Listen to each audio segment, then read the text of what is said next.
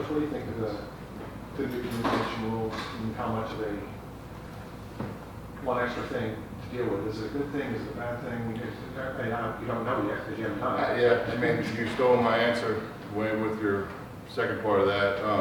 I personally like it, but I also haven't been through a game. And so I've talked to multiple NFL guys that, the worry is like, does it cut out? I mean, how consistent is it? We have obviously things in place if it does, but I don't know until I go through a game. I mean, the feedback I've gotten is like, it's pretty consistent, but it does cut out at times. So, that's what I would anticipate, but again, like we're kind of in uncharted territory with that, especially at our level. So when we go through a game, there's going to be some adjustments. No different than every game one, but this one's a little bit different because there is some factors involved that are different than other years. Is it primary? What's that? Will that be the primary form of communication on Saturday, or are you still going to? Look, we have multiple ways, put it that way. And so, we have multiple ways to get to play in, and we're not going to rely on one system. We can't, just can't. Coach Mario just mentioned about every stop that Cam works out, he's found ways to grow. Since he's gotten with you guys, where have you seen him grow the most? That's a good question. I wasn't with him before, so personality-wise and everything, I'm dealing with him from when he got here till now. And so I would say he's done a really good job of incorporating within our team. This is not about one person. And that was the one thing I told to him in recruiting was, I'll give you an opportunity to come be a part of something that I feel could be really special, and you can be surrounded by really talented guys and showcase your ability. And just conforming into our offense, into our culture is probably the biggest. I don't know if he's been a part of a culture like ours. I know I haven't before I got here. And so, you can see him through time really incorporate into our culture and embrace it, which is huge. Obviously, you have Cam Ward, all the receivers around him, and then stable running backs. Kind of, what do you think the identity for this offense is going to be this year? What should people expect? Hopefully, we can attack it in a lot of different ways. Being multiple is key. We're going to run the football. We're big up front. We're physical. Our running back room's talented. Our tight end room's talented. And so being able to do a lot of different things from the same personnel group is huge. And so, hopefully we can attack you in a lot of different ways and a lot of different speeds. And so that's the key. And how does it compare? How does it compare to what you had at Houston? You had that 1 year where you had a lot of playmakers to work with and put up huge numbers. How does what you're going into the season with compare to that? Offensively, we're just different than we were then. Our run game is different. I would say we're completely different up front and in those rooms. And so, really, I don't know if there's a correlation between the two other than the fact that, I had an older quarterback that was talented and with some people around him that were talented. It's probably the correlation. Other than that, I'm not sure. We still got to do it on the field, which there that year, I think we won 12 that year. We lost the first one and won like 11 straight. And so, I think that first loss that year was probably the reason why we won 11 straight, to be honest with you, because it got everybody on the same page and focused. But I don't know if there's a lot of similarities, to be honest with you. I had to sit down and really think about that. The depth of the running back room.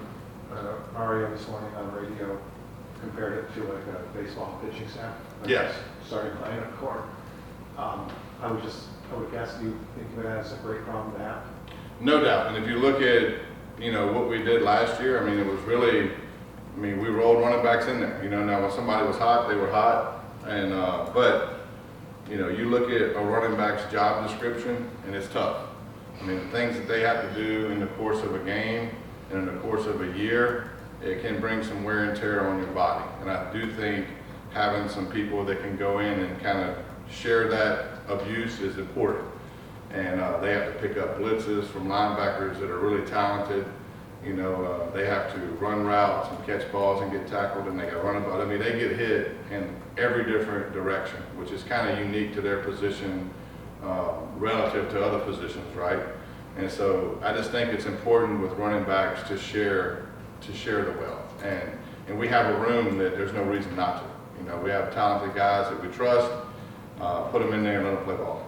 Shannon, Mario talked about like the late game process, time management stuff, bringing in a time management coach. How much do you guys in meetings or anything go over, you know, in X situation we do this and why we do this? How much do you guys talk about that? A lot.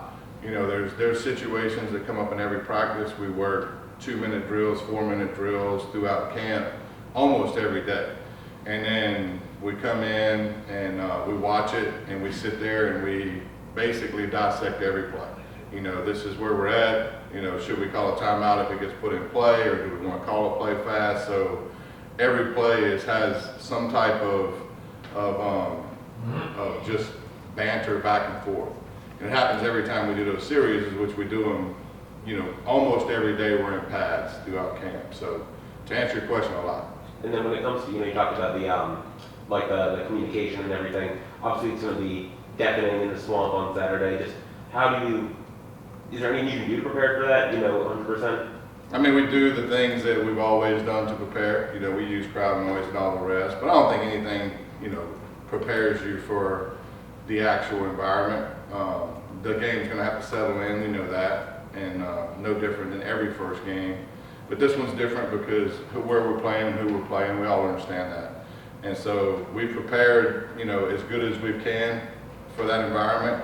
Ultimately, we have to go in there, especially as an offense, because offense has to deal with the crowd noise a little bit different than defense, especially away.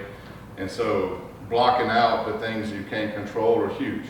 You know, I mean, if you let those things dictate your play and dictate your communication, then you can struggle. And so blocking out those things are vitally important on the road, and we've preached that for a while. To the point where you just said, because of the opponent, because of the location, it is different. It's not fair to ask about ancient history, but Miami and Florida State used to play a lot of week one games. And if you won it, man, you were set up. And if you lost it, well, you were a terrible football team. And Miami hasn't always done well with handling expectation and noise and all of that. How is this group handling?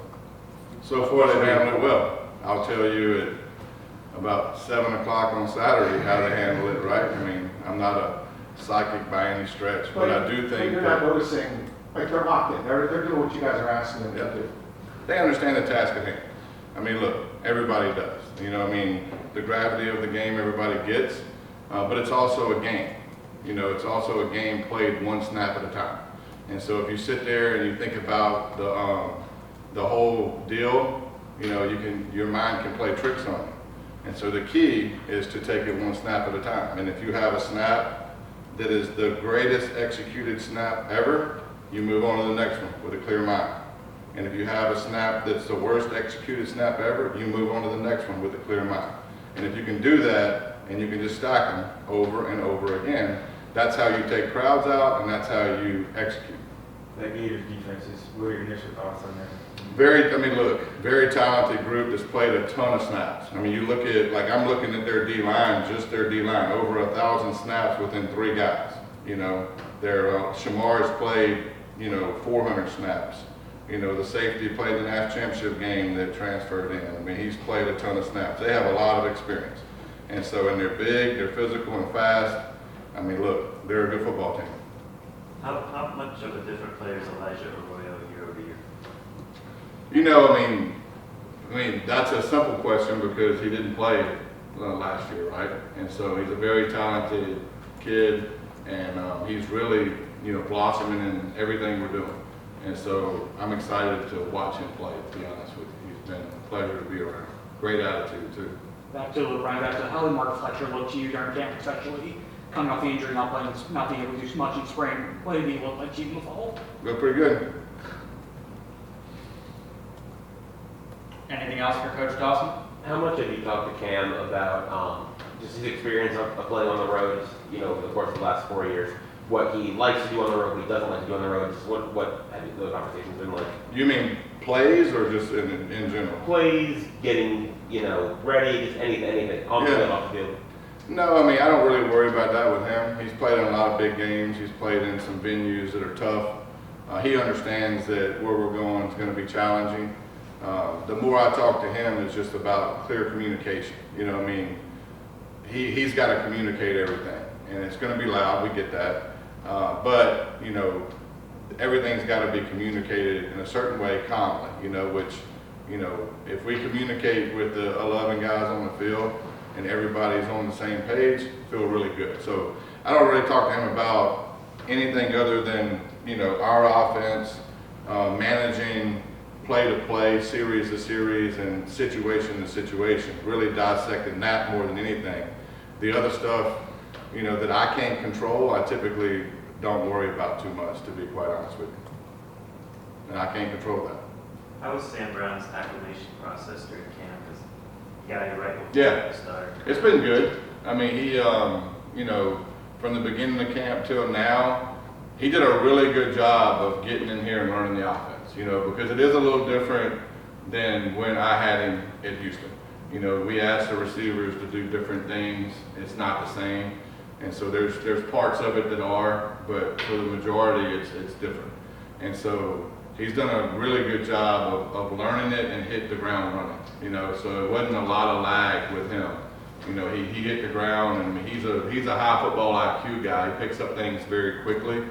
And so, but that was the biggest deal. And I told him, I said, look, you got to get in there and learn it, because it's not exactly the same.